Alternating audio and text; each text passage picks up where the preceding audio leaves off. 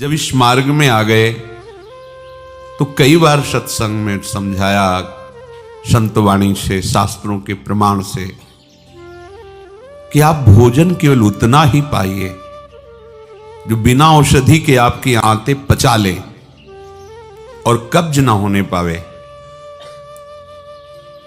यदि आप रसेंद्री के स्वाद के वशीभूत होकर के प्रसाद खूब ग्रहण कर लिए, वातों की सामर्थ्य नहीं है, क्योंकि आप क्रियारत नहीं हैं। अब अभी आपको 8-10 घंटे बराबर क्रिया करनी हो तो पच जाएगा गरिष्ठ पदार्थ, पर आपको क्रिया तो करना नहीं है। ऐसी रसेंद्री के स्वाद के वशीभूत होकर अधिक प्रसाद पालेंगे तो आपसे दिनचर्या नहीं होगी, उदास रहेगा मन। कब्ज होने पर भजन में रुचि नहीं रहती, कब्ज होने पर प्रमाद स्थिति रहती है। इसलिए साधक किसी औषधि से कब्ज निवारण का उपाय नहीं है। ये बहुत सावधानी की जरूरत है। ये बिल्कुल सहज सरल बात आपको बता रहे हैं। यदि कब्ज रहित होना है तो प्रातः काल उठ करके सबसे पहले भगवद स्मरण, गुरुदेव को प्रणाम, वृंदावन को प्रणाम, संतों का स्मरण, फिर पानी को गर्म कीजिए। आधा लीटर, पौन लीटर, 1 लीटर, 1.25 लीटर, जितनी तुम्हारी पीने की सामर्थ्य है। रुचि नहीं कह रहे, पी सकते हो।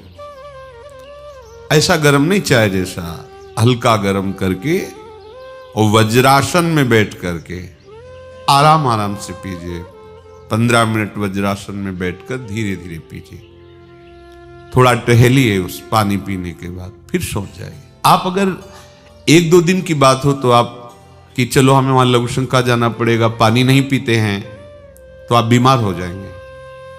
आंतों को जरूरत है मल रहित होने की, नहीं वो इतनी हीट पैदा करेंगे कि आपके गुदाद्वार में रोग हो जाएगा, आपको गैस बनने लगेगी, एसिडिटी, आपको कई परेशानियां आ जाएंगी। फिर आप भजन क्या करेंगे, सत्संग क्या सुनेंगे?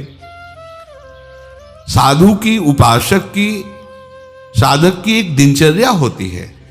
ऐसा नहीं होता कि मनमानी आचरण। आपकी दिनचर्या सही नहीं तो आपका भजन कहां से सही होगा? आपका जब पेट साफ रहेगा तो आप आराम से प्रसन्न मुद्रा में भजन कर सकते हैं। आपकी आंतों की सामर्थ्य ये समोसा, चटनी और ये मूंग का हलवा, ये विविध प्रकार के पदार्थ पचाने की नहीं है। ये उनकी है जो बहुत मेहनत करते हैं, किसान हैं, सेवा कार्यरत हैं। आपको तो बस मूंग की दाल या घिया की सब्जी और 2 रोटी प्राण पोषण के लिए चाहिए। प्रसाद पाने के बाद आपको लगे कि मैं अभी 2 रोटी पा सकता हूं, इतने में बंद कर दो, क्योंकि हमें पानी भी इसमें डालना है, वायु के लिए भी खाली रखना है, पूरा यहां से नहीं ठांस लेना है। इसके बाद तुम घूमो वैद्यों के पास कि कब्ज है, पेट में गर्मी है, धातु रोग हो गया है, ये सब लक्षण तुम्हारी प्रमाद स्थिति के हैं। मनमानी आचरण। भागवतिक सत्संग के साथ साथ आपकी शारीरिक दिनचर्या के भी सत्संग हुए हैं। ऐसा नहीं कि ऐसी बात पहली बार बता रहे हैं। कब्ज रहेगा तो स्वाभाविक वीर्यपात हो जाएगा। आप गलती के आचरण करेंगे तो नस नाड़ियां इतनी शिथिल हो जाएंगी कि बिना किसी प्रयास के वीर्यपात हो जाएगा। नाना प्रकार की मन की जो वृत्तियां हैं उनको रोकने के लिए पहले हमें थोड़ा शरीर को स्वस्थ रखना है। स्वस्थ रखने का मतलब चर्बी बढ़ाना नहीं है। हल्का भोजन, साधक हो आप, प्रभु के भोग में सब कुछ बन रहा है, वो पा रहे हैं, उनकी महिमा है। हम इतना ले लेते हैं, प्रसाद भी हो गया, अपना जीवन यापन करते हुए भजन कर रहे हैं। कम भोजन, बिल्कुल कम नहीं, पर कम भोजन ये हमारी आध्यात्मिक शक्ति को बढ़ाता है। अधिक भोजन, सात्विक हो तो भी तमोगुण बन जाता है। दूध सात्विक है, आप थोड़ा लेंगे सतोगुण प्रकट करेगा, और आप अधिक मात्रा में ले लेंगे, वही सतोगुण बढ़ाने वाला तमोगुण बढ़ा देगा, प्रमाद स्थिति ला देगा। पेट साफ नहीं हुआ और डालते चले जा रहे हो तो क्या होगा? हाथों में वो जलन ताप ऐसा पैदा होगा कि प्लास्टिक की तरह कड़ा हो जाएगा मल, और वही आपके फिर गुदाद्वार रोग और भी कई तरह के रोग। आप समझते नहीं। अरे भजन करने के लिए हमें जो अध्यात्म में चलना है, हमारी ये शरीर रूपी गाड़ी स्वस्थ होनी चाहिए। प्रारब्ध वशात अचानक कोई भयानक रोग आता है, वो हमें प्रभु सामर्थ्य देते हैं, नाम भगवान सामर्थ्य देते हैं, हम जिनका जप कर रहे हैं। लेकिन हम प्रमाद स्थिति में, तुम इनको पदार्थों को अच्छा समझते हो क्या? प्राण पोषण के लिए केवल जरूरत है, और ऐसा मत समझे कि अच्छे पदार्थ खा, काहे को तुम मन की चक्कर में फंस रहे हो। संयम से चलो। पेट नहीं साफ हुआ, भोजन नहीं पाना मत।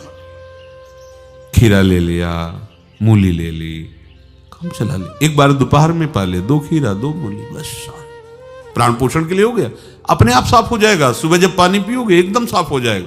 नहीं, भजन कहाँ है? कहाँ है वो वृत्ति जिससे हमें श्यामा श्याम के सुख वाला बनना है? बस यही दुख में घूमते रहो। फिर शाम के बना, दोपहर के बना, सुबह बना, फिर भी तृप्ति नहीं होगी। मान लो मेरी बात, ये माया की चाल है।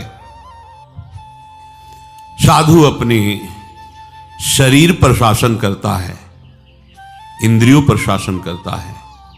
शरीर को जितनी आवश्यकता बस उतना कठोर बनो। इस बात के लिए, अपने लिए कठोर बनो, दूसरे की पवाने के लिए नहीं। दूसरा तो भगवत स्वरूप मान। अपने लिए हर साधक अपने लिए शासन रखे।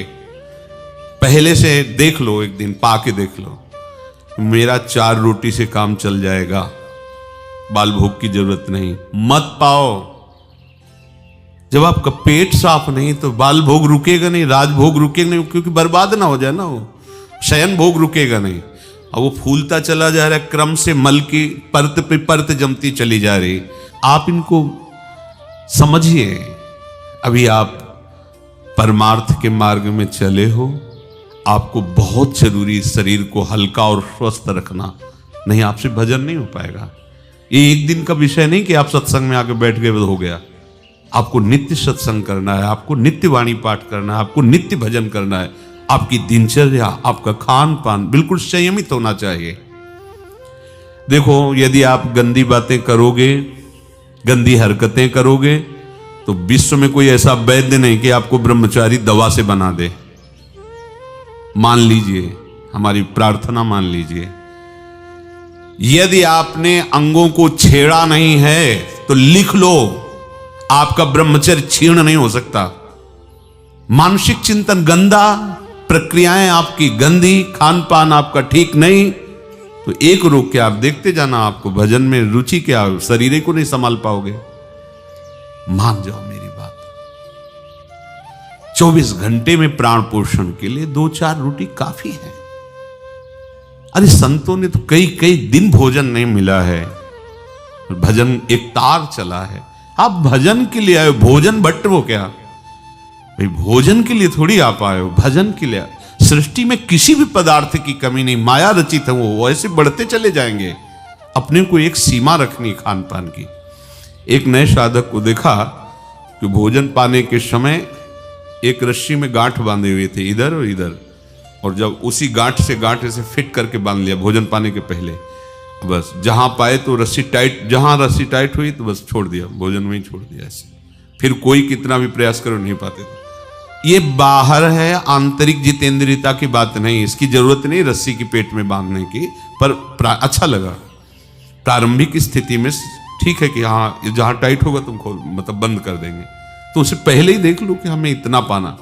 ये जहर है और ये जीवन है, दोनों बात समझो। अधिक पौष्टिक पदार्थ आपको ब्रह्मचर्य नहीं रहने देगा। अधिक पौष्टिक पदार्थ आपकी आंतें खराब हो जाएंगी, पच नहीं पाएगा, क्योंकि आपसे सेवा नहीं होती।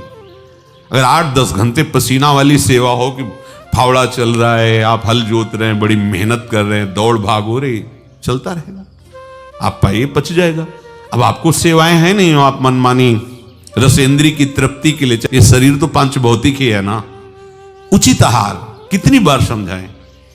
जैसे भोजन आवश्यक है वैसे ही जल आवश्यक है, उतना वायु। ये पेट बना हुआ एक थैली है, तुम नहीं हो पेट, तुम नहीं हो रसेंद्री, तुम नहीं हो भोक्ता।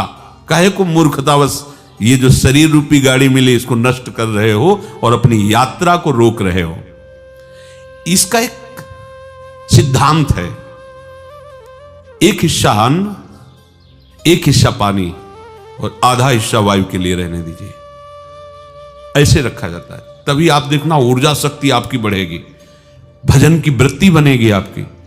अब यहां चारों हिस्सा में अन्न भरा हुआ है और ऊपर से पानी, रुचि नहीं है पीने की, क्योंकि वो अंदर ऐसा जहर बनता चला जा रहा है। जल जब जाता है तो लघु शंका के द्वारा बहुत से ऐसे पदार्थ है जो हमारे शरीर को हानि करने वाले, उनको निकालता है जल। मल की आंतों में जाकर मलाशय में वो मल को गीला करके निकालने की चेष्टा करता है। अब हम भजन को तो देख नहीं रहे हो, भोजन को देख रहे हैं। इस समय ये प्रार्थना मान लीजिए, आपका जीवन स्वस्थ होना चाहिए। अचानक कोई असाध्य रोग आता है तो भगवान सामर्थ्य देते हैं, पर आप खुद अपना नाश कर रहे हैं। अधिक भोजन करने वाला, स्थूल प्राण वाला, चंचल मन वाला कभी भजन में नहीं रुचि हो सकती। सूक्ष्म भोजन वाला, सूक्ष्म प्राण वाला, सूक्ष्म मन वाला भजन करता है। मान लीजिए आप लोग पता नहीं इतने भोजन के पीछे क्यों पड़े हैं। आपके पेट में कब्ज 2 दिन उपवास रहे, नहीं पाना है भाई, नहीं जगह है, पानी पानी अपने आप साफ हो जाएगा। नहीं, भोजन तीनों टाइम डालना है। ऐसी कोई औषधि बनी है क्या कि आप कुपथ्य करते रहो, मनमानी आचरण करते रहो, आप ठीक हो जाओ? अगर बाई चांस किसी को ऐसा कब्ज है तो बताया है आपको, इस वर्षों सेवन की हुई औषधि, जब कभी ऐसा लगा तो छोटी हर 1 चम्मच और 1 चम्मच इसबगोल की भूसी उसमें मिला लीजिए। शाम के 200 ग्राम 250 ग्राम गुनगुना दूध से ले लीजिए। ये ऐसी है कि आपको बार बार परेशान नहीं करेगी, पर ये धीरे से आपके कब्ज को, क्रम को नष्ट कर देगी। जो अंदर बना हुआ कब्ज है वो धीरे धीरे कई दिनों तक बराबर लेते रहिए। पकवान, गरिष्ठ पदार्थ ये उपासक के लिए वैसे ही अनुकूल नहीं, भले कब्ज ना होती तो भी अनुकूल नहीं। आप मूंग का हलवा पाएंगे, आप बादाम पिस्ता पड़े हुए पदार्थ पाएंगे, आप भजन करेंगे। कैसे, मतलब क्या केवल रसेंद्री की तृप्ति ही हमारा उद्देश्य है क्या? कैसे तुम्हें ये बात अच्छी लगती है कि हमें पदार्थ भरपेट पाने? अरे हमें भरपेट भजन करना है। अब वो देखने को नहीं मिलती वो बात जो पुराने साधकों में एक जलन होती है, एक ताप होता है भगवत प्राप्ति के लिए। हर समय भजन के लिए व्याकुल रहता है, उपाय करता रहता है, नई नई युक्तियां सोचता है भजन के लिए। और हम नई नई युक्तियां सोचते हैं भोजन के लिए। आज ये कब तक खाते रहोगे? शरीर को कब तक पोषित करते रहोगे? मरेगा, नष्ट होगा। जिस काम के लिए है वो काम बना लो। ये तुम्हारा शरीर नहीं है, तुम शरीर नहीं हो, ये नष्ट होगा, मान लीजिए। आप यदि गलत क्रिया नहीं कर रहे हैं और आपका पेट साफ है तो विश्वास मानो, ये ब्रह्मचर्य वो चीज नहीं कि स्वाभाविक नष्ट होती जाए। जिनको ये है कि होती है, तो यदि 8 दिन में आपने नष्ट किया है और अब आप रोकना चाहते हैं तो वर्षों आप नहीं रोक सकते। वो 8 दिन 10 दिन के अंतर्गत नष्ट होगा, स्वाभाविक नष्ट होगा। अगर आप छेड़ेंगे नहीं तो धीरे धीरे अंतराय बनता चला जाएगा, एक दिन आप ब्रह्मचारी हो जाएंगे। अगर आप कोई ऐसी गलत क्रिया करते हैं, गलत आहार करते हैं, तो ही ऐसा है। नहीं, ये कोई ऐसी नहीं कि स्वाभाविक प्रवाहित होता रहे, ऐसा नहीं। ये आपकी गलती का परिणाम है। आपने बहुत ही गलत कार्य किए, अपने ऊपर गलत किया, इसीलिए आपकी ये दुर्दशा है कि आपकी धातु जाते। ये धातु रोग जानते हो किनको होते हैं? विषयी पुरुष को, पामरों को, जो नीच प्रकृति से नीच क्रियाएं करते हैं।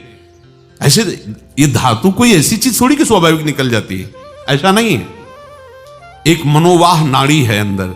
भीष्म पितामह जी परम ब्रह्मचारी है, वो वर्णन करते हैं। अगर उसको ताप नहीं पहुंचा मनोवाह नाड़ी को तो वीरपात हो ही नहीं सकता। ये तभी पात होता है जब उसका ताप की 2 प्रक्रियाएं, पहला चिंतन, दूसरी क्रिया। अगर आपने कामाशक्त होकर चिंतन किया तो कामाग्नि मनोवाह नाड़ी को ताप से युक्त कर देगी। अब वो क्रिया हो ना हो, वो आपका नष्ट हो जाएगा। आपने कोई क्रिया की तो नष्ट हो जाएगा, नहीं कोई सवाल ही नहीं उठता। ये नई नई अवस्था के बच्चे धातु रोग से ग्रसित हो रहे हैं, कमर दर्द कर रही है, आंखों में कम दिखने लगा है, ये परेशानियां वो परेशानियां। इसका कारण आप हैं। आप देखिए ना, इस विषय पर कोई चर्चा नहीं करना चाहता, ना सुनना चाहता है। केवल पशुवत आचरण के लिए छूट मिल जाए बस, सावधान रहिए। ये जीवन खिलवाड़ नहीं, चाहे आप गृहस्थ हो चाहे विरक्त हो। ये जो ब्रह्मचर्य है ये आपको अच्छा गृहस्थ बनाएगा, ये ब्रह्मचर्य आपको अच्छा उपासक बनाएगा। अगर आप इसको यूं ही छीण करते रहे, चाहे गृहस्थ हो या विरक्त हो, तो आप किसी काम के नहीं रह जाएंगे। ध्यान रखना, किसी काम के नहीं रहे। कुछ दिनों के बाद आपके शरीर में जगह जगह पीड़ाएं होने लगेंगी, चिंतन आपका सामर्थ्यशाली नहीं रह जाएगा, स्मृति शक्ति आपकी लोप होने लगेगी, और जिसे आज की भाषा में डिप्रेशन कहते हैं उसके शिकार हो जाओगे। देख लेना, आप देख लेना, मान लेना। ब्रह्मचर्य ऐसी सामर्थ्यशाली, एक बार श्लोक बोलो कंठस्थ हो जाएगा।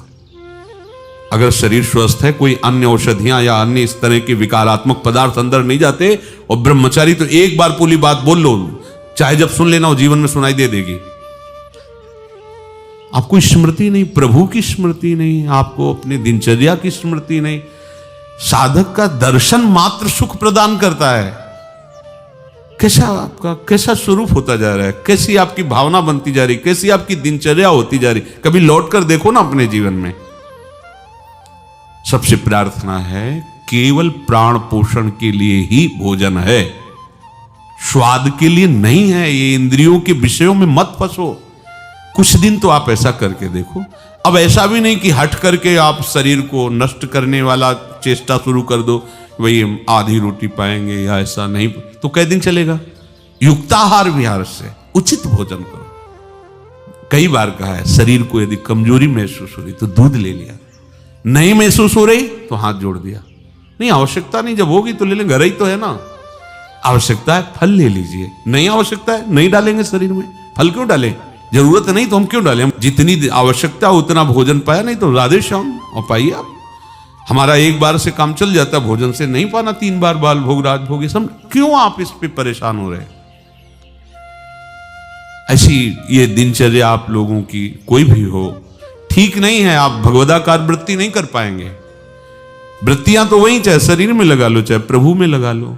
तो यहां प्रभु कह रहे योन्ता सुखोन्तरा रामस, जो केवल अपने आराध्य देव के सुख में सुखी रहता है, आराध्य देव के सुख वाला है। और यहां विषयों के सुख वाला हम बनना चाहते हैं और चलते हैं परमार्थ के मार्ग पर। सावधान रहिए, बाह्य विषय दुख योनया हैं। आप देख लीजिए, भगवान के वचन हैं, इनसे दुख ही प्रकट होगा। उचित आहार, बहुत संयम चाहिए साधु को, बहुत संयम चाहिए। चाहे साधु का मतलब हम केवल भेष से नहीं ले रहे, साधुता के मार्ग से ले रहे हैं, भगवत प्राप्ति के मार्ग से ले रहे हैं। ये आहार विष भी है और अमृत भी है, दोनों बातें जान लीजिए। क्षुधा रूपी व्याधि की केवल चिकित्सा भोजन से करनी है। ये विलासिता बंद करो अपनी जबान की। बनने को सृष्टि में सब कुछ है, सब कुछ के भोक्ता हो क्या तुम? ऐसे श्री जी की रसोई में सब कुछ बन रहा है, तुम सबके भोक्ता हो क्या? प्रसाद में वो देखा जो हमारी आते पचा सकती, थोड़ा डालो, रात दिन भजन में रहो। जो अधिक भोजन करने वाला है वो मानसिक निरंतर नाम जप नहीं कर सकता, पक्का नहीं कर सकता। बातें बनाने से नहीं होती, जब मार्ग में चला जाता है तब पता चलता है। अगर आप अभी सावधान नहीं हुए तो आगे चलकर आपका शरीर और गिरेगा अवस्थागत, और भी रोग आ सकते हैं। फिर आप क्या करेंगे? मन प्रभु में नहीं लगाए तो फिर आप क्या करेंगे? गया ना जीवन। हमें वर्तमान में अपनी साधना का फल देखना है। आगे भगवत प्राप्ति होगी, प्रेम में डूबेंगे, वो प्रभु जाने। हमें वर्तमान में ये फल देखना है कि मेरा हर समय भजन होता है कि नहीं होता।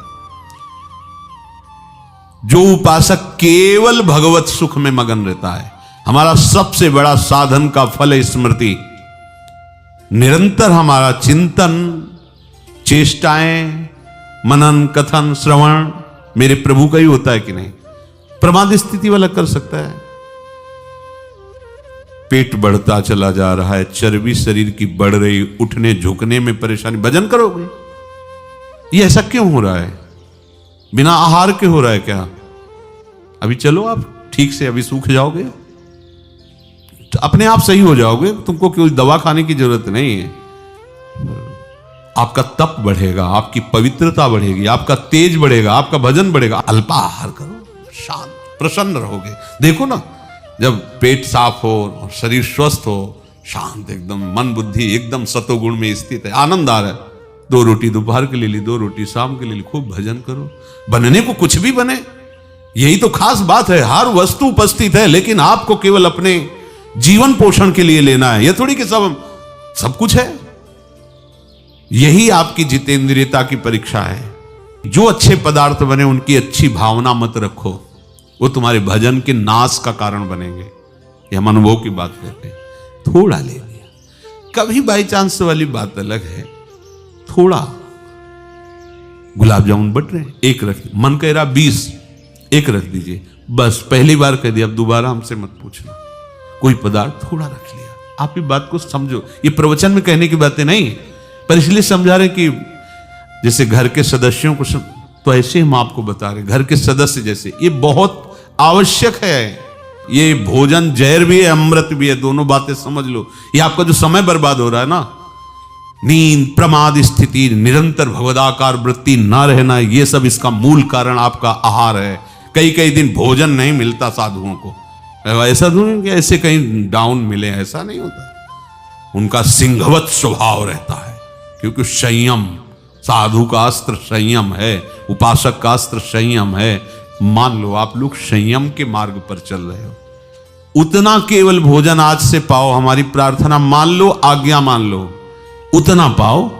सेवा में तुम्हें थकान न महसूस हो, प्रमाद स्थिति न हो, पेट में कब्ज न हो, और मन प्रमाद में स्थित न हो। सूखी रोटी और दाल पाने वाले का मन काम चिंतन नहीं करता, ध्यान रखना। वो हलवा, पूड़ी, कचौड़ी, रसगुल्ला खा के देख लो, अगर काम चिंतन न हो तो हमें बताना। ये प्रवचन पर्सनल है, आपके लिए है, अपने लिए है। इसको धारण करो, तभी आगे बढ़ोगे। आप खान पान अपना ठीक नहीं रखेंगे तो साधना आपकी नहीं बनेगी, आप निराश हो जाएंगे भगवत मार्ग से। चाहिए वो सब नाम से प्राप्त हो जाएगा। देखो, इसमें चिंता नहीं करनी भगवान ने अपनाया कि नहीं अपनाया, इसकी भी परीक्षा नहीं करनी। भगवान ने अपनाया कि नहीं अपनाया, इसके लिए हमें ढूंढने की जरूरत नहीं।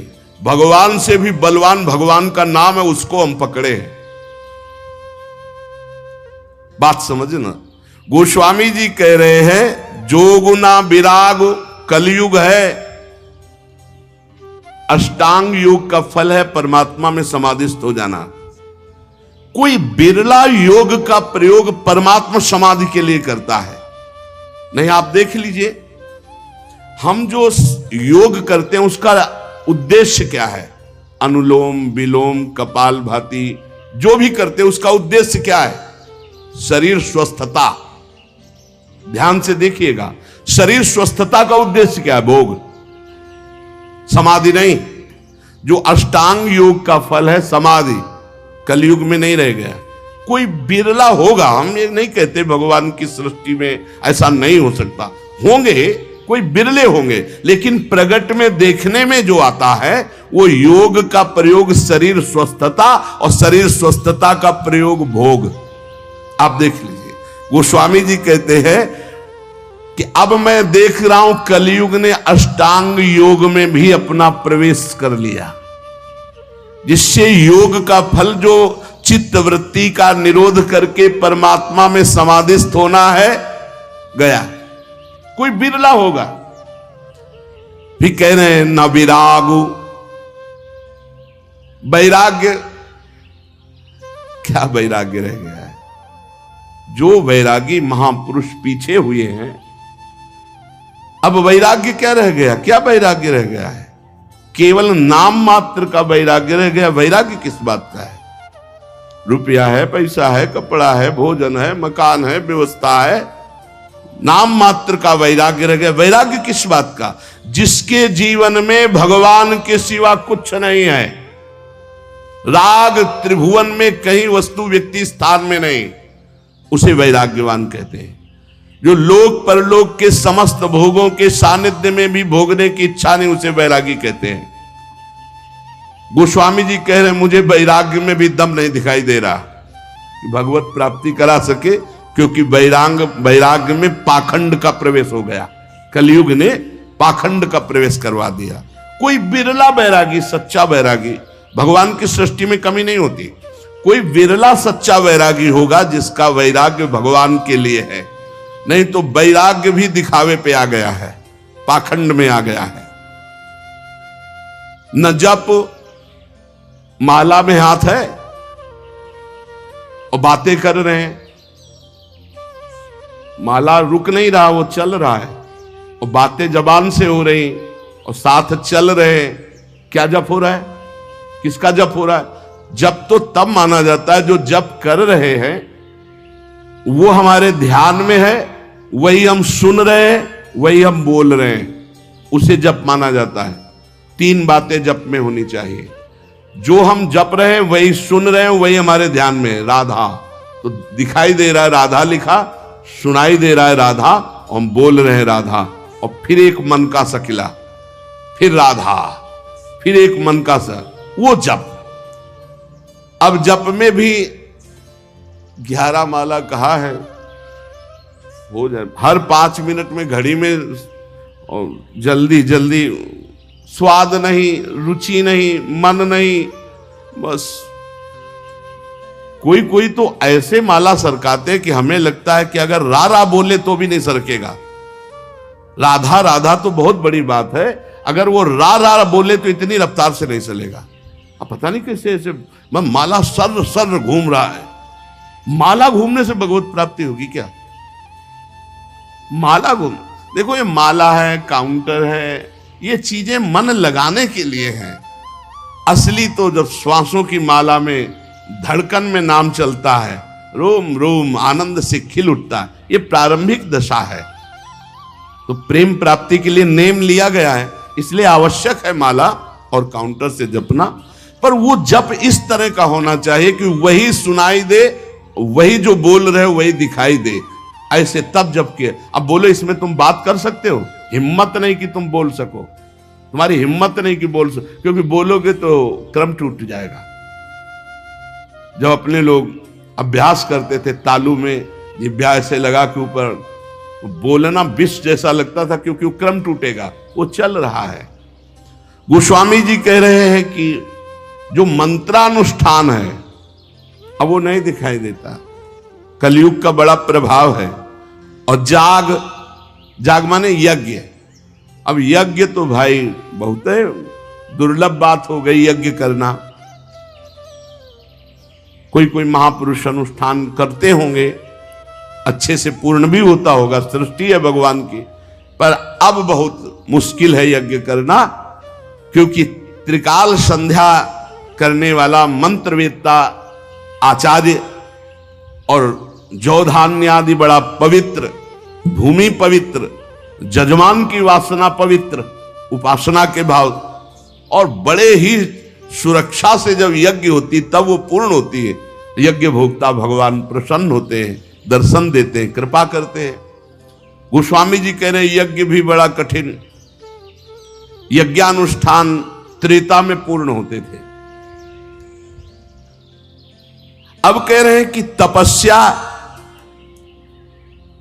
इसमें भी दंभ घुस गया, तप में दंभ घुस गया। बाहर से दिखावा की भावना आना ही दंभ कहा जाता है। तप होता है भगवान की प्रसन्नता के लिए। बहुत से महात्मा एक लंगोटी लगाए पूरा जीवन ऐसे कष्ट सहते हुए भगवान को रिझा लिए, आज भी हैं, पर प्रायः तपस्या में दंभ घुस गया है, दिखावा घुस गया है, उससे तपस्या का फल। और भगवान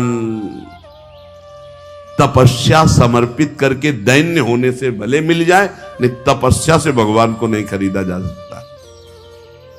तप के द्वारा भगवान को खरीदा नहीं जा सकता। तप में शक्ति संचय होती है, पर अहम त्याग करके वो तप भगवान को समर्पित कर दे तो भगवान की प्राप्ति हो जाए। पर शुद्ध तप, तप का अर्थ होता है ताप सहन करना। जैसे काम हमारे हृदय में ताप देता है, क्रोध हमारे हृदय में ताप देता है, लोभ मोह देता है, इनको हम सह जाएं। अपने धर्म में चलने पर जो कष्ट होता है उसे सह जाने को तपस्या कहते हैं। बोले वो भी दिखावा हो गया है, दिखावा हो गया। भगवान जानते हैं तो हम दिखावा किसके लिए कर रहे हैं। तो तप में दिखावा दंभ घुस गया और बोले जो त्याग है, जोग न विराग जप जाग तप त्यागो। त्याग कहते हैं हमारे हृदय में भगवत प्राप्ति की लालसा हुई है, जानबूझकर सारे भोगों का, सुख सुविधाओं का त्याग करके असुविधा युक्त जीवन, भगवान के लिए सब सुविधाएं हैं, असुविधा युक्त जीवन। त्याग का जब तक अहम होता है तो ना संतों में और ना भगवंत में द्रवण क्रिया नहीं होती, ध्यान रखना। उनका हृदय तभी द्रवित होता है जब त्याग का, अहम का भी त्याग हो जाए। कई बार सत्संग में सुनाया है, पूरे भारत की नदियों का भ्रमण करके फलाहार दुग्ध आदि से जीवन व्यतीत करते थे। उनको जब सुनने को मिला महाप्रभु चैतन्य देव की महिमा की कीर्तन में अमृत बरसता है, तो उन्हें लगा कि जब मैं जाऊंगा तो मैं त्यागी हूं, समस्त तीर्थों का अवगाहन किए हूं, फलाहार दुग्धाहार रहता हूं, तो महाप्रभु गले से लगा लेंगे। कीर्तन में पहुंचे, जे भी पहुंचे तो महाप्रभु का कीर्तन रुक गया और कहा कौन बहिर्मुख पुरुष आ गया जिससे कीर्तन का रस सूख रहा है, और वही आए हुए थे। बोले हटाओ इनको, हटा।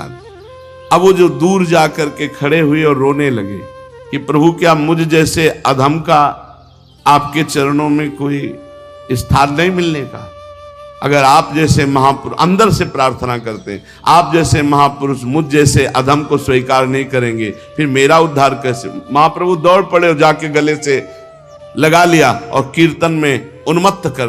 अहम का त्याग, त्याग की स्मृति का त्याग, दैन्य भाव, तो त्याग का भी महत्व भगवत प्राप्ति नहीं करा सकता। तीरथ न धर्म जानो वेद विधि किमि है। अब तीर्थ, ध्यान देना आप, कलयुग की चाल का ध्यान देना, आप सब हृदय वाले हैं। घर गृहस्थी में उतने पापाचरण की वृत्ति नहीं आएगी जितना तीर्थ में आने की संभावना है। क्यों आने की संभावना है? कलयुग की कुचाल है कि यहां का पाप वज्र की तरह होगा, तुम्हारी दुर्गति होगी। ब्रह्मा जी के 4 ये युग पुत्र हैं, सतयुग, त्रेता, द्वापर, कलयुग। सतयुग से कहा मैंने सृष्टि की रचना में नरक की रचना की है, उसका भी ध्यान रखना, कुछ लोग उधर भी जाना चाहिए। बोले प्रभु हमारे राज्य में कोई नरक जाए असंभव, आपकी इस आज्ञा का पालन नहीं हो पाएगा, सतयुग ने कहा। त्रेता से, तो त्रेता ने कहा बड़े भैया का अनुसरण करेंगे। द्वापर से कहा तो द्वापर ने कहा हम आज्ञा पालन करने की सम्यक चेष्टा करेंगे, आपकी आज्ञा का पालन हो कि कुछ लोग जो अधर्माचरण करेंगे वो नरक भेजे जाए। सतयुग में अधर्माचरण, त्रेता में। कलयुग से कहा तो उनका बड़े भैया ने जैसे साफ जवाब दे दिया आपको कि हमारे राज्य में भूल चूक से कोई चला जाए नहीं, नरक नहीं जाएगा। तो वही हम उत्तर देते कि हमारे राज्य में भूल चूक से कोई स्वर्ग या परम पद चला जाए, सबको नरक भेजेंगे सीधे। कलयुग सीधे हाउसफुल नरक, चिंता मत करो महाराज, आज्ञा का पालन हम करेंगे। हर जगह तीर्थयाटन में व्यसन, व्यभिचार, छल कपट, चोरी ये निषेध है, पर लोग तीर्थयाटन में जाकर के ऐसे अपराध ज्यादा कर देते हैं। नशा करना, व्यभिचार करना, चोरी करना, क्रोध करके लड़ाई कर लेना, किसी तीर्थवासी को पीट देना, अपमान कर देना, ऐसे बहुत तरह से। वेद विधि किमि है। अब वेद विधान तो वो समझे जो शास्त्र स्वाध्याय करे, जो खूब महापुरुषों का संग करे, वो जान पाता है क्या करना चाहिए क्या नहीं करना चाहिए।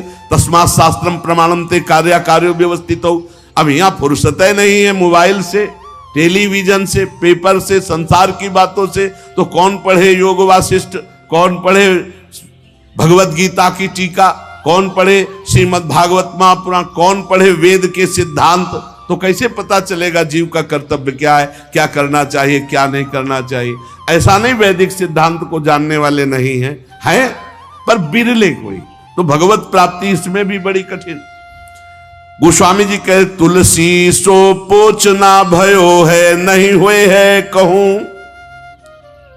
अब मैं तुमसे अपनी बात कह रहा हूं कि मेरे जैसा पामर कोई ना हुआ है ना है। पहले तो बताया इन सब से अब भगवत प्राप्ति नहीं होने वाली, ध्यान दे लो। बहुत बढ़िया सिद्धांत, ये सब शास्त्रों का सिद्धांत, हृदय सम्मत सिद्धांत को स्वामी जी कह रहे। जोग ना विराग जप जाग तप त्याग व्रत तीरथ ना धर्म जानो वेद विधि किम है। अब व्रत की पूछो तो कोई बिरला ही व्रत का नियम, एक बार हमने वर्णन किया था कि दशमी को ये और एक बार, और द्वादशी को एक बार, और एकादशी को तो पूरा या तो निर्जला रहो या एक बार जल फल फूल जो कुछ थोड़ा सा ग्रहण कर लो। अब तो जानते हो कैसे व्रत होते हैं, कूटू का और सिंघाड़े का, जैसे कूटू के पकोड़ा बन रहे हैं, सिंघाड़े के हलवा बन रहे हैं, समा के खीर बन रही, और क्या क्या पकवान बन रहे हैं, बाल भोग अलग, राज भोग अलग, शयन भोग अलग। भैया ऐसे व्रत तो रोज रहे तो बढ़िया चकाचक है। नहीं, व्रत का मतलब है उपवास, तो उपवास पूरे दिन कुछ नहीं, शाम के समय जल फल कुछ ले लिया नहीं, पार पूरा उपवास करके निर्जला। एक कोई भी व्रत रहो तो ऐसे थोड़ी है कि पुआ पकौड़ी और सब इधर उधर के जोड़ बटोर करके कि वही खाना पे, अरे मर जाओगे क्या एक दिन के लिए। व्रत रहो तो शाम से हर व्रत में मंगल विधान होता है, जो हम जलते हैं, जो भूख से व्याकुल होते हैं, उससे हमारे पाप नष्ट होते हैं। अब ऐसा व्रत नहीं रह गया, डकार आ जाए और ये दिन चाहे ना आवे, व्रत के दिन जरूर डकार आवे। इतना बड़ा तरबूज फल भी तो डकार आ जाए पक्का। व्रत किस बात का, दबा दबा के फल फूल और सब मिष्ठान और सब पा रहे हैं। अब बोले व्रत है तो भाई ऐसे व्रतों से भगवत प्राप्ति नहीं होती। व्रत रहा गया है, शास्त्रों में वर्णन है, आप देखो पयो व्रत का वर्णन है, चंद्रायण व्रत का, कृच्छ व्रत का, बड़े बड़े व्रत का। अब कौन सा व्रत रह गया है, अब रसेंद्री का व्रत रह गया है। एक पत्ता मुख में रख लेती है माता जी, अपर्णा नाम पड़ गए, तब भगवान शिवपति रूप में प्राप्त, तब भगवान की प्राप्ति। व्रत तो तुलसीदास जी कह रहे हम तुम्हें बता दें, हम सब तरह से पामर हैं। हे देखो महापुरुषों का हृदय, तुलसी सो पोच ना भयो है, नहीं हुए है कहूं। मेरे जैसा पामर न कोई है और न कोई होगा। सोचे सब आके अग कैसे प्रभु क्षमी है, मेरे तो न डरू, मुझे कोई डर नहीं है भाई। क्यों, तुमने क्या पा लिया कि तुम्हें डर नहीं। बोले रघुबीर सुनो साची कहो, औरों से नहीं, सीधे भगवान से कह रहे। खलन खई है तुम्हें सज्जन ना गमई है। दुष्ट लोग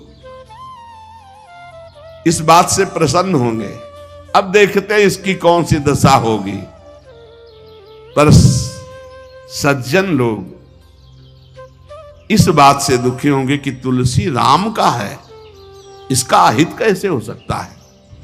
तो कह रहे हैं मुझे डर नहीं, सुनो रघुनाथ जी, भले सुकृति के संग मोहि तुला तौलितो, तपस्वी व्रती तीर्थयाटन योगी जपी त्यागी, इन सबको एक तुला में रख लो हे रघुनाथ जी, और तौला जाए तो मेरी तरफ कांटा भारी होगा। बोले क्यों महाराज।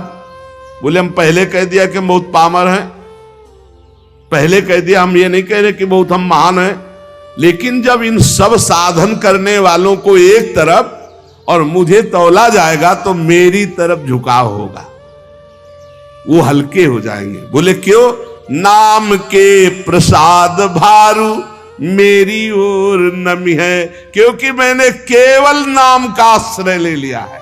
ये खास बात, केवल नाम का आश्रय लिया, तो जो अन्य सब साधनों का फल एक तरफ तौला जाए या अन्य सब साधन करने वाले एक तरफ हो, और तुलसीदास जी कहते हैं मुझ पामर को एक तरफ रखा जाए, तो रघुनाथ जी को साक्षी करके कहते हैं वो कांटा हमारी तरफ झुकेगा। बोले क्यों? बोले मैंने नाम का प्रभाव, नाम को रात दिन नाथ हूं ना अपनायो, लोक झूठी है परिपय, प्रभु ते प्रबल प्रताप प्रभु, नाम को पायो नाम चारु चिंतामणि, उर करते न खसई हो अब लो नसानी, अब ना नसई हो। एक सेकंड भी नहीं जाने दूंगा अब बस ये 2 अक्षर मेरे जीवन में माई बाप है, रात दिन प्रभु का नाम, इसलिए मेरी जय हो गई। समझ लो सत्संग में सब साधन एक तरफ और नाम जापा के एक तरफ, एकमात्र भगवान के नाम में। गोस्वामी जी कह रहे हैं जागिए न सोइए बिगोइए जन्म जाए, दुख रोग रोइए कलेश को काम को, राजा रंक रागी और विरागी भूरी भागिए, अभागी जीव जरत प्रभाव कलि बाम को, तुलसी का बंद कैसो धाई वो विचारु अंध, धंध देखियत जग सोच परिणाम को, सोई वो जो राम के स्नेह की समाधि सुख, और जागबे जो जीह जपे नी के राम नाम को। इस कलयुग ने सबकी